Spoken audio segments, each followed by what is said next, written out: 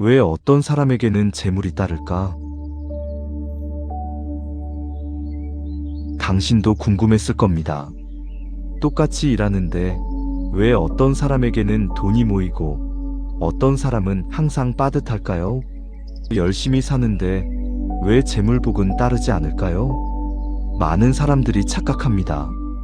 복은 하늘이 주는 것, 운이 좋아야 오는 것, 타고나야 하는 것이라고요. 그래서 기도하고 부적사고 좋다는 곳에 다닙니다. 그런데 변하지 않습니다. 부처님은 화엄경에서 말씀하셨습니다. 일체유심조, 모든 것은 마음이 지어낸다고요. 복도 마찬가지입니다. 복은 받는 게 아니라 짓는 겁니다. 만드는 겁니다. 태도로, 행동으로, 선택으로요. 재물복이 있는 사람을 보십시오. 그들에게는 공통점이 있습니다. 특별한 재능이 아닙니다. 좋은 집안도 아닙니다. 바로 태도입니다. 돈을 대하는 태도, 사람을 대하는 태도, 삶을 대하는 태도요. 부처님은 선생경에서 재물에 대해 자세히 말씀하셨습니다. 어떻게 벌어야 하고, 어떻게 써야 하고, 어떻게 지켜야 하는지를요. 그것은 도덕교훈이 아니었습니다. 복을 짓는 구체적인 방법이었습니다. 오늘 이야기할 5가지는 부처님이 말씀하신 재물복의 비밀입니다. 쓸 때와 아낄 때를 분명히 아는 것, 가진 만큼 베풀 줄 아는 것, 남의 몫을 넘보지 않는 것, 작은 돈을 가볍게 여기지 않는 것, 급하게 벌기보다 바르게 벌려는 것이요. 이것은 거창한 가르침이 아닙니다. 일상에서 지금 당장 실천할 수 있는 것들입니다. 그런데 대부분의 사람들이 하지 않습니다. 왜냐하면 당장 눈에 보이지 않으니까요. 하지만 부처님은 말씀하셨습니다. 인과는 속이지 않는다. 씨앗을 뿌린 대로 거둔다고요. 지금 당신이 돈을 대하는 태도가 1년 후, 5년 후, 10년 후의 재물복을 결정합니다. 가난이 두렵습니까? 늘 돈이 부족합니까? 아무리 벌어도 모이지 않습니까? 그렇다면 밖을 탓하지 마십시오. 운을 탓하지 마십시오. 먼저 나의 태도를 점검하십시오. 지금부터 하나씩 함께 살펴보겠습니다. 재물복이 따르는 사람들의 태도를요. 그리고 당신도 오늘부터 그 복을 지을 수 있다는 것을요.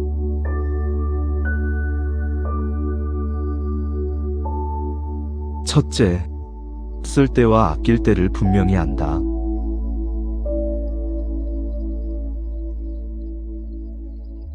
돈이 모이지 않습니다. 열심히 벌어도 항상 통장은 비어 있습니다. 월급날이 되면 들어오고 며칠 지나면 다 나갑니다. 어디에 썼는지도 모르게 사라집니다. 당신도 그렇지 않습니까? 이번 달은 절약해야지라고 다짐합니다. 그런데 카드값 고지서를 보면 또 늘어나 있습니다. 내가 뭘 샀지? 라고 생각해봐도 명확하지 않습니다. 부처님은 육방예경에서 말씀하셨습니다. 재물을 넷으로 나누라. 하나는 생활에 쓰고, 하나는 사업에 쓰고, 하나는 저축하고, 하나는 어려운 일에 대비하라고요. 쓸 때와 아낄 때가 분명히 구분되어 있습니다. 그런데 우리는 어떻습니까? 구분이 없습니다. 필요한 것과 원하는 것이 섞입니다.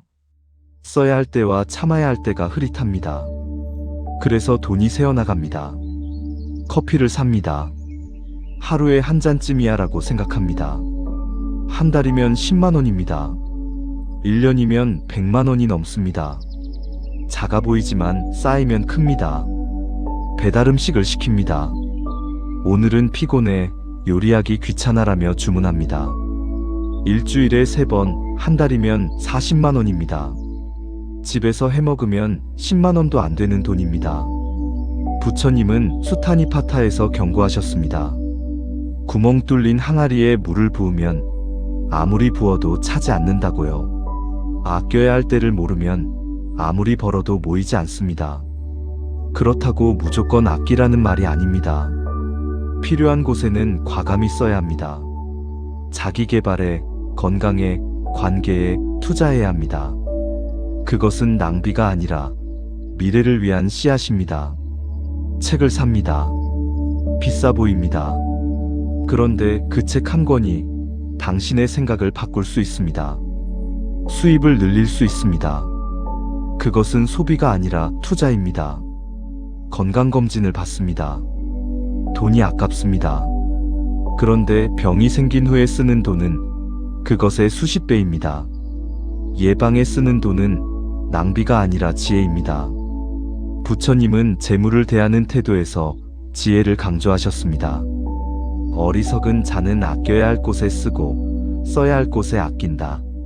지혜로운 자는 쓸 때와 아낄 때를 분명히 안다고요. 어떻게 구분할까요? 질문해 보십시오. 이것이 정말 필요한가?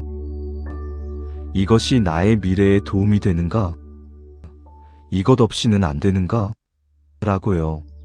명확하게 답할 수 있으면 쓰고 애매하면 참으십시오.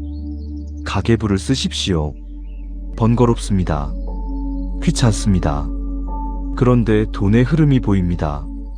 어디에 새는지, 무엇이 과한지, 무엇을 줄여야 하는지 명확해집니다.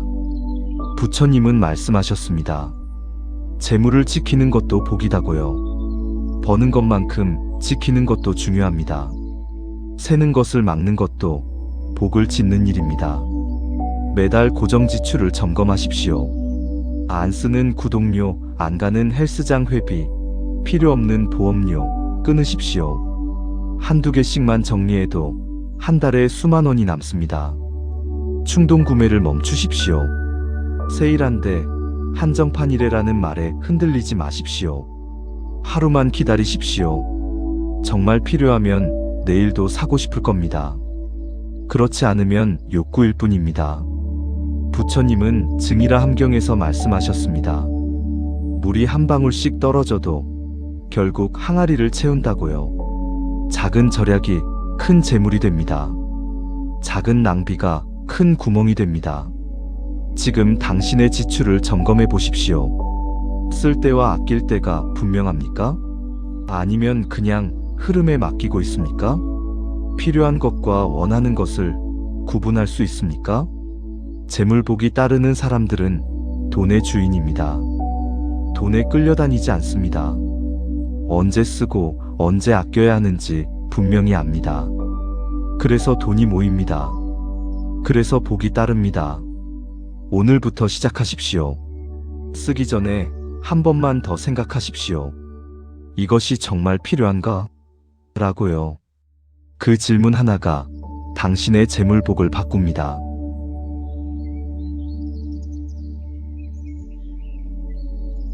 둘째, 가진 만큼 베풀 줄 아는 마음을 가진다.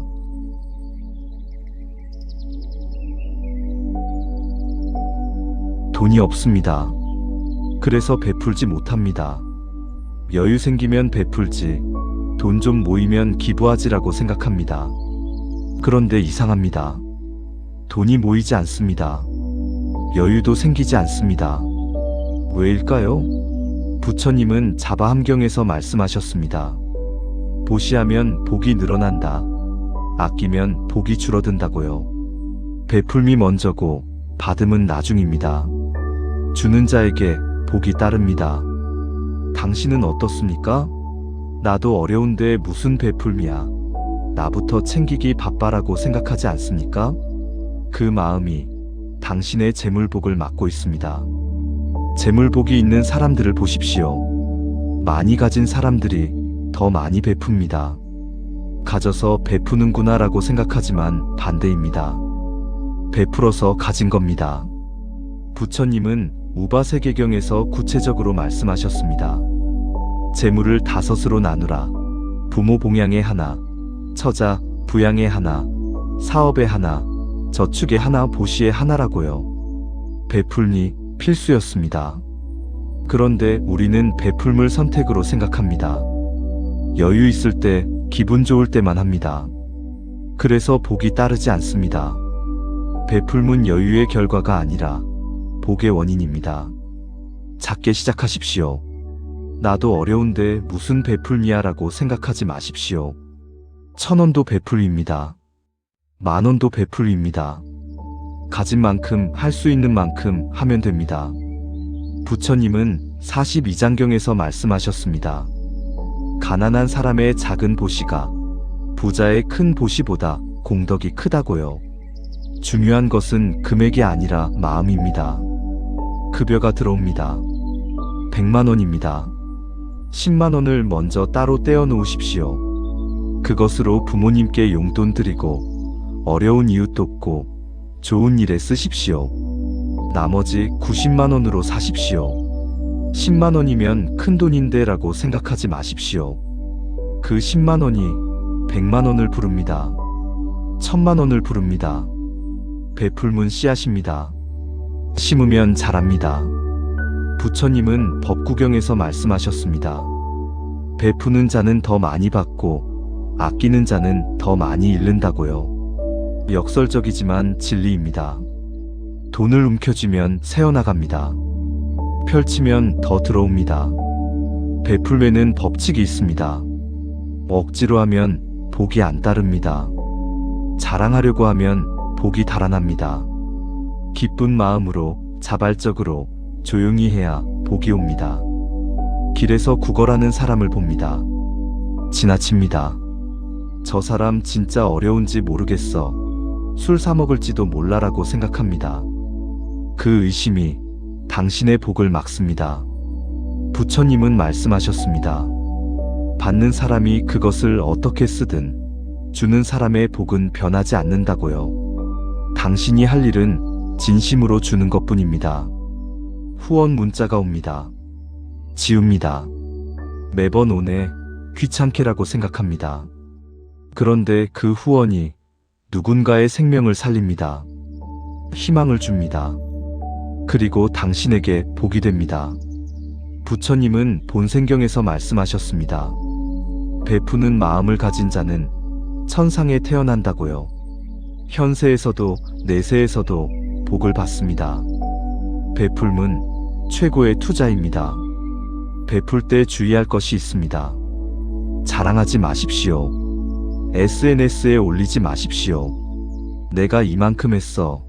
나 좋은 사람이지라고 말하지 마십시오. 그 순간 복이 사라집니다. 부처님은 말씀하셨습니다. 오른손이 하는 일을 왼손이 모르게 하라고요. 조용히 남몰래 기쁜 마음으로 베푸십시오. 그것이 진짜 베풀입니다. 나는 가진 게 없어라고 말하지 마십시오. 돈이 없으면 시간을 주십시오. 힘을 주십시오. 미소를 주십시오. 위로를 주십시오. 베풀매 방법은 무한합니다. 부처님은 무제칠시를 말씀하셨습니다. 재물 없이도 할 수 있는 7가지 베풀기요. 부드러운 눈빛, 따뜻한 말, 공손한 태도, 친절한 행동, 기쁜 마음, 자리 양보, 집 내어주기입니다. 지금 당신이 할 수 있는 베풀문 무엇입니까? 돈이 없다는 핑계로 아무것도 안 하고 있지는 않습니까? 가진 만큼 할 수 있는 만큼 베풀고 있습니까? 재물복이 따르는 사람들은 베풀 줄 압니다. 많이 가져서가 아니라 베풀어서 많이 가졌습니다. 주는 자에게 복이 따릅니다. 아끼는 자에게는 빈곤이 따릅니다. 오늘부터 시작하십시오. 작게라도 베푸십시오. 그 베풀미 씨앗이 되어 큰 복으로 돌아올 것입니다.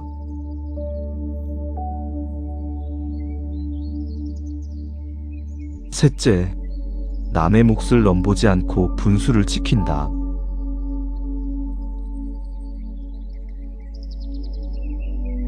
남의 것이 좋아 보입니다.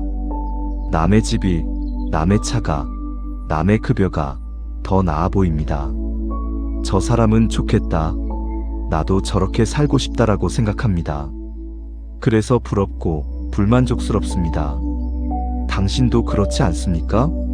SNS를 봅니다. 누군가의 여행 사진, 맛집 인증, 명품 자랑이 보입니다. 부럽습니다. 나는 왜 저렇게 못 살까라고 생각하며 우울해집니다. 부처님은 법구경에서 말씀하셨습니다. 남의 것을 탐하지 말라. 자기 분수를 지켜라고요. 분수를 넘으면 복이 달아납니다. 남의 몫을 넘보면 자기 목도 잃습니다.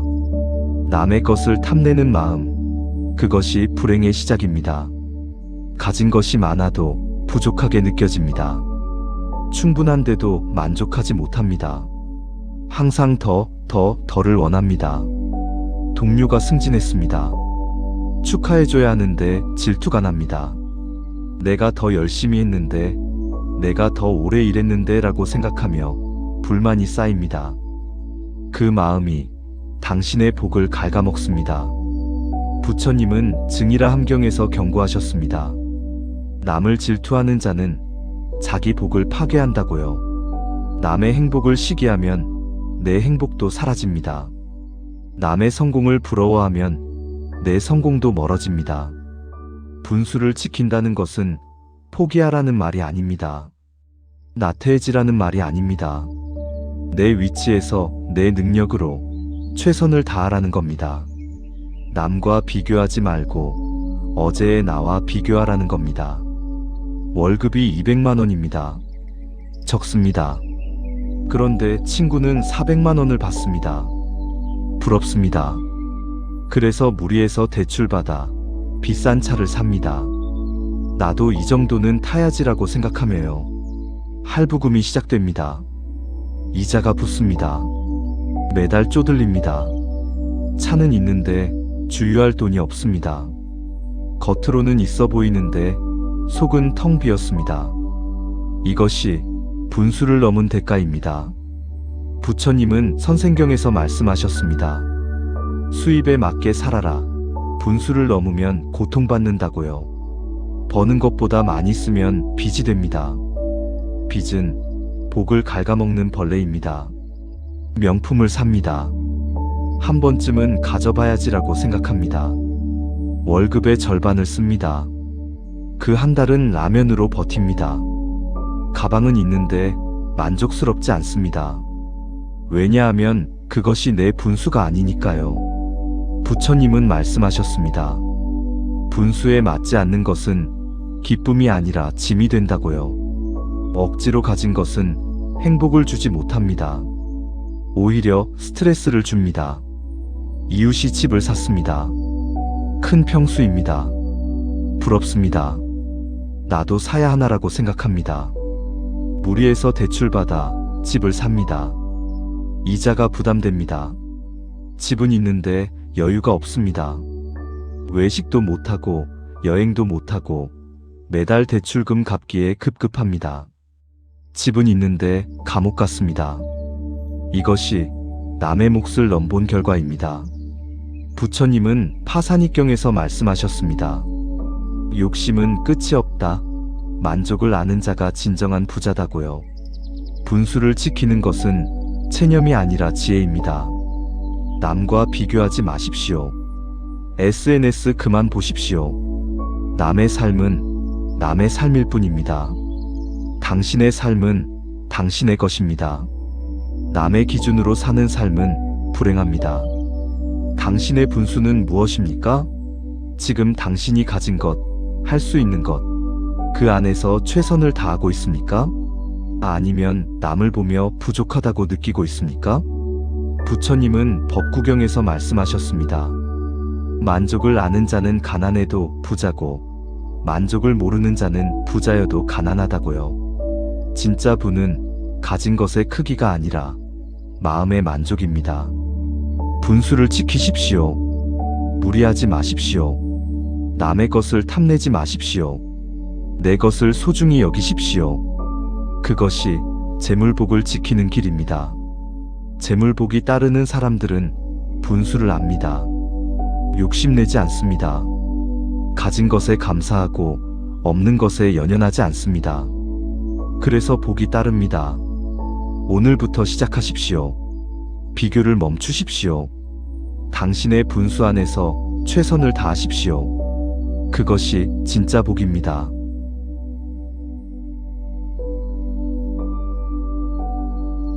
넷째, 작은 돈을 가볍게 여기지 않는다. 1,000원이 떨어져 있습니다. 줍지 않습니다. 고작 1,000원, 별로 안 되네라고 생각하며 지나칩니다. 10,000원도 마찬가지입니다. 요즘 세상에 10,000원이 뭐가 되겠어라며 쉽게 씁니다. 당신도 그렇지 않습니까? 잔돈을 귀찮아합니다. 동전은 모으지도 않습니다. 이런 거 모아봤자 얼마나 되겠어라고 생각하며 그냥 씁니다. 부처님은 법구경에서 말씀하셨습니다. 물방울이 모여 바다를 이룬다. 작은 것을 가볍게 여기지 말라고요. 작은 돈을 무시하는 자에게 큰 돈도 모이지 않습니다. 재물복이 있는 사람들을 보십시오. 부자일수록 작은 돈을 아낍니다. 1,000원, 10,000원, 100,000원 소중히 여깁니다. 부자라서 그런 거 신경 안 쓰겠네라고 생각하지만 반대입니다. 작은 돈을 아껴서 부자가 되었습니다. 커피를 삽니다. 5,000원입니다. 별거 아니네라고 생각합니다. 하루에 한 잔, 한 달이면 150,000원입니다. 1년이면 1,800,000원입니다. 작아 보이지만 쌓이면 큽니다. 부처님은 증이라 함경에서 비유하셨습니다. 어리석은 자는 작은 악을 가볍게 여기고 지혜로운 자는 작은 선도 소중히 여긴다고요. 작은 낭비가 큰 가난을 만들고 작은 절약이 큰 부를 만듭니다. 택시를 탑니다. 귀찮아, 편하게 가자라고 생각합니다. 10,000원입니다. 버스나 지하철을 타면 2,000원입니다. 8,000원 차이입니다. 고작 8,000원이라고 생각하지만 일주일이면 50,000원 이상입니다. 배달을 시킵니다. 배달비가 3,000원입니다. 뭐 이 정도야 라고 생각합니다. 일주일에 3번, 한 달이면 12,000원입니다. 1년이면 140,000원 이상입니다. 작은 돈들이 새어나갑니다. 부처님은 자바함경에서 경고하셨습니다. 구멍 뚫린 그릇에는 아무리 부어도 차지 않는다고요. 작은 구멍들을 막아야 합니다. 작은 낭비들을 줄여야 합니다. 물건을 삽니다. 할인합니다. 2,000원 싸네라며 기뻐합니다. 그런데 생각해 보십시오. 원래 안 사려던 겁니다. 할인한다고 샀습니다. 2,000원 아낀 게 아니라 10,000원 더 쓴 겁니다. 부처님은 말씀하셨습니다. 필요 없는 것을 사지 말라. 싸다고 사는 것은 낭비다고요. 할인이 절약이 아닙니다. 안 사는 것이 진짜 절약입니다. 포인트를 무시합니다. 100포인트 모아봤자 뭐해라고 생각합니다. 그런데 쌓이면 10,000포인트가 됩니다. 100,000 포인트가 됩니다. 공짜로 물건을 살 수 있습니다. 현금 영수증을 신청하지 않습니다. 귀찮아, 몇 푼 안 되는데 라고 생각합니다. 그런데 연말정산 때 수십만 원이 차이 납니다. 작은 것들을 챙기는 사람과 그렇지 않은 사람의 차이입니다. 부처님은 본생경에서 말씀하셨습니다. 티끌이 모여 산을 이룬다고요. 작은 돈을 모으는 습관이 큰 재산을 만듭니다. 작은 돈을 무시하는 습관이 평생 가난을 만듭니다. 동전을 모으십시오. 저금통에 넣으십시오. 1년 후 얼마나 모였는지 보십시오. 수십만 원이 될 것입니다. 고작 동전인데라고 무시했던 것이 큰 돈이 되어 있을 겁니다. 영수증을 확인하십시오. 카드 명세서를 보십시오. 작은 지출들이 얼마나 많은지 확인하십시오. 1,000원, 2,000원, 3,000원씩 새어나가는 돈들을 잡으십시오. 부처님은 파산이경에서 말씀하셨습니다. 작은 것을 소홀히 하는 자는 큰 것도 잃는다고요. 작은 돈에 무심한 사람에게 큰 돈이 올 리 없습니다. 지금 당신은 어떻습니까? 1,000원, 10,000원을 가볍게 여기고 있지 않습니까? 이 정도야 별거 아니야 라며 함부로 쓰고 있지 않습니까? 부처님은 말씀하셨습니다. 작은 선도 행하라. 작은 악도 짓지 말라고요. 작은 절약도 실천하고 작은 낭비도 하지 마십시오. 그 습관이 당신의 재물복을 결정합니다. 재물복이 따르는 사람들은 작은 돈을 소중히 여깁니다. 1,000원도 100원도 가볍게 여기지 않습니다. 그래서 돈이 모입니다. 그래서 복이 따릅니다. 오늘부터 시작하십시오. 작은 돈을 아끼십시오. 동전을 모으십시오. 작은 지출을 줄이십시오. 티끌이 모여 태산이 될 것입니다.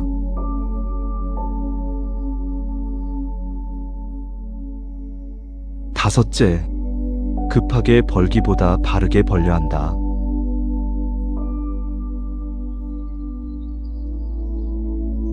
돈이 급합니다. 빨리 벌고 싶습니다. 한 방에 대박 라면이라고 생각하며 위험한 길을 택합니다. 투기를 하고 사기에 넘어가고 불법을 저지릅니다. 당신도 유혹받았을 겁니다. 이거 하면 대박이야. 몇 배로 불려준대.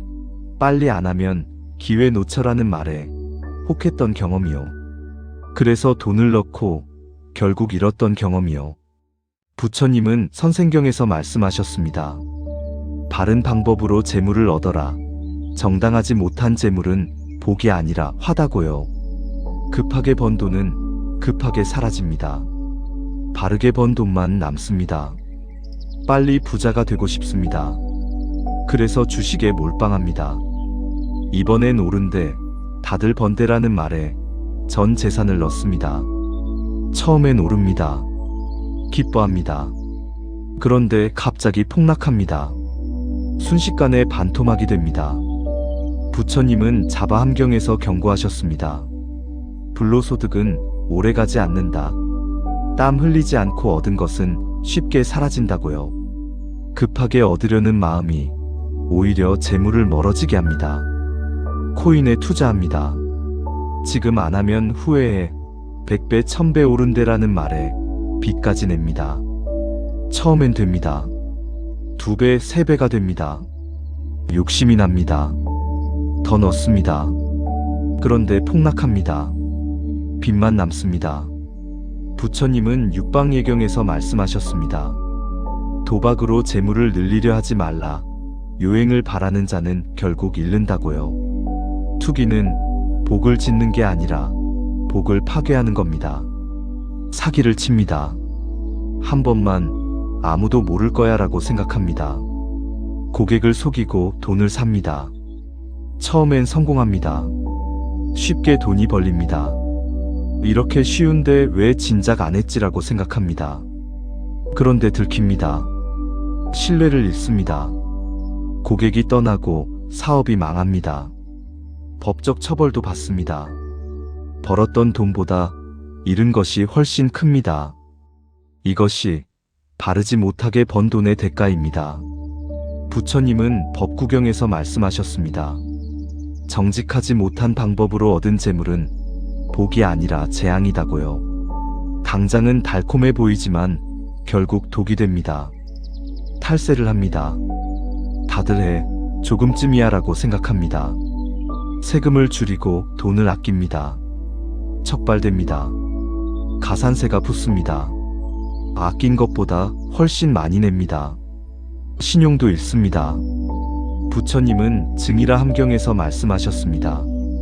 나라의 법을 어기는 자는 하늘의 복도 받지 못한다고요. 편법으로 번 돈은 결국 대가를 치릅니다. 바르게 버는 것은 느리고 답답해 보입니다. 성실하게 일하고 정직하게 장사하고 떳떳하게 사는 것이 시간이 오래 걸립니다. 그런데 그것만이 진짜 복을 짓는 길입니다. 부처님은 우바세계경에서 말씀하셨습니다. 정당한 직업으로 재물을 얻어라. 5가지 나쁜 직업을 피하라고요. 무기 장사, 사람 장사, 고기 장사, 술 장사, 독약 장사를 하지 말라고요. 지금 당신이 버는 돈은 떳떳합니까? 남에게 말할 수 있습니까? 거울 앞에서 부끄럽지 않습니까? 아니면 이 정도는 괜찮아. 다들 해라며 양심을 속이고 있습니까? 부처님은 말씀하셨습니다. 바르게 번 한 푼이 바르지 않게 번 100냥보다 낫다고요. 적게 벌어도 떳떳하면 됩니다. 천천히 모아도 정직하면 됩니다. 급하게 벌려고 하지 마십시오. 한 방을 노리지 마십시오. 투기하지 마십시오. 편법 쓰지 마십시오. 그런 것들은 복이 아니라 화입니다. 성실하게 일하십시오. 정직하게 장사하십시오. 떳떳하게 버십시오. 느려 보이지만 그것이 가장 빠른 길입니다. 적어 보이지만 그것이 가장 큰 복입니다. 재물복이 따르는 사람들은 바르게 법니다. 급하게 벌려 하지 않습니다. 정직하게, 성실하게, 떳떳하게 법니다. 그래서 그 돈이 오래갑니다. 그래서 복이 따릅니다. 부처님은 파산익경에서 마지막으로 말씀하셨습니다. 정법으로 얻은 재물은 길이 복이 되고 사법으로 얻은 재물은 곧 재앙이 된다고요. 오늘부터 점검하십시오. 당신이 버는 돈이 바른 길로 온 것인지를요. 급하게 벌려는 마음을 내려놓고 바르게 벌려는 마음을 세우십시오. 그것이 진짜 재물복입니다.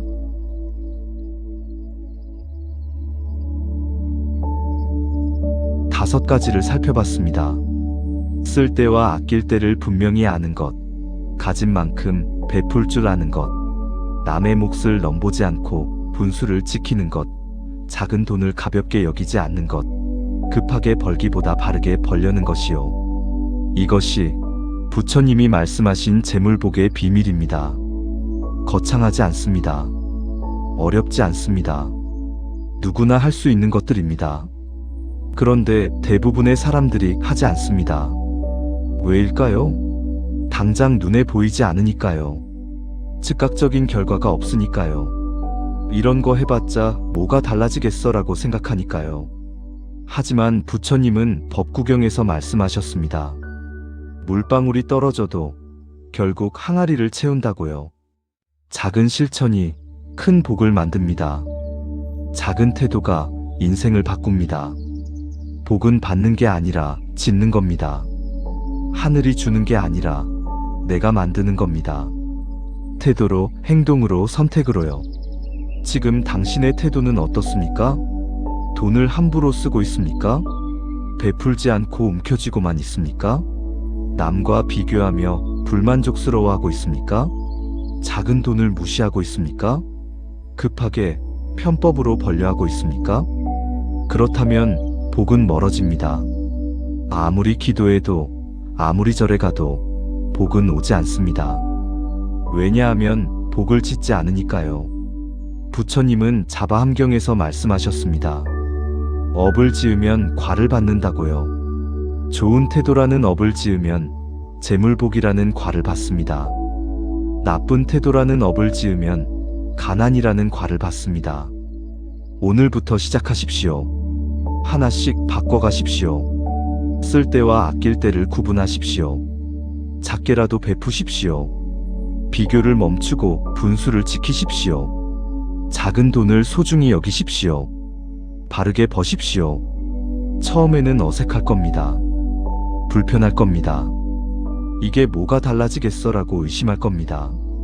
그런데 계속하십시오. 한 달, 두 달, 석 달, 1년을 계속하십시오. 그러면 변화가 보입니다. 돈이 새는 구멍이 막힙니다. 통장에 돈이 조금씩 쌓입니다. 마음이 편안해집니다. 그리고 어느 순간 복이 따라옵니다. 부처님은 증이라 함경에서 말씀하셨습니다. 재물을 지키는 4가지 원수가 있다. 게으름, 사치, 나쁜 벗, 나쁜 직업이라고요. 이것들을 피하고 5가지 태도를 실천하면 복이 옵니다. 재물복은 특별한 사람만 받는 게 아닙니다. 누구나 지을 수 있습니다. 태도만 바꾸면 됩니다. 습관만 바꾸면 됩니다. 지금 당신의 통장이 비어 있습니까? 빚이 있습니까? 늘 돈이 부족합니까? 그렇다면 운을 탓하지 마십시오. 세상을 탓하지 마십시오. 먼저 나의 태도를 점검하십시오. 부처님은 파산익경에서 마지막으로 말씀하셨습니다. 만족을 아는 자가 진정한 부자다고요. 재물복은 많이 가진 것이 아니라 바른 태도를 가진 것입니다. 오늘부터 복을 짓는 삶을 시작하십시오. 5가지 태도를 하나씩 실천하십시오. 그러면 재물복이 당신을 따를 것입니다.